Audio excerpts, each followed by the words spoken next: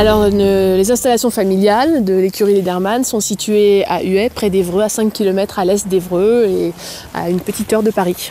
C'est un endroit qui me permet d'être à mi-distance des concours qui sont en région parisienne et des concours en Normandie. Je parle de la basse Normandie, notamment de la Manche, où il y a pas mal de compétitions.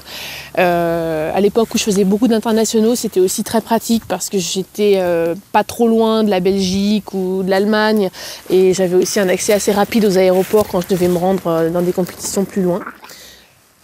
C'est quand même une région très, très marquée par le cheval, donc on est assez nombreux à être réunis dans le département de l'Eure et ça nous permet d'échanger entre nous et d'avoir pas mal de contacts avec des gens du même milieu. On est assez nombreux à être des cavaliers de haut niveau dans le département de l'Eure, notamment ce qui était amusant en 1996 quand on est allé au JO d'Atlanta, c'est que sur les 4 cavaliers de l'équipe de France, il y en avait 3 qui étaient du département de l'Eure. Hervé Godignon, Patrice Delaveau et moi-même. Il y a aussi Éric Navet qui n'était pas présent à Atlanta mais qui est aussi dans le département de l'Eure, qui est entre guillemets immigré puisqu'il habitait dans la Manche auparavant mais qui s'est rapproché aussi de la région parisienne pour des raisons pratiques, notamment logistiques avec les aéroports. Et puis il y a Olivier Guillon aussi qui est dans le département de l'Eure et puis plein d'autres cavaliers talentueux comme des jeunes espoirs comme Benjamin Barbeau qui est très talentueux, très doué, ou Pauline Guignery qui habite pas très loin de chez moi. Et j'en oublie certainement, mais c'est vrai qu'il y a une forte concentration de cavaliers de renom et de talent dans l'Eure.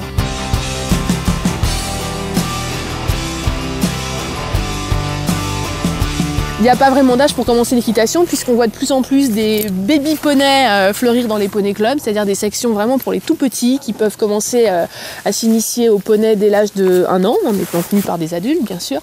Et après, on est à peu près autonome sur son poney vers l'âge de 4 ans, grosso modo, ça dépend des gens. Et il n'y a pas vraiment d'âge, il n'y a pas d'âge non plus dans l'autre sens puisque personnellement dans mon club il y a un monsieur qui a démarré l'équitation il y a 1 mois à l'âge de 65 ans.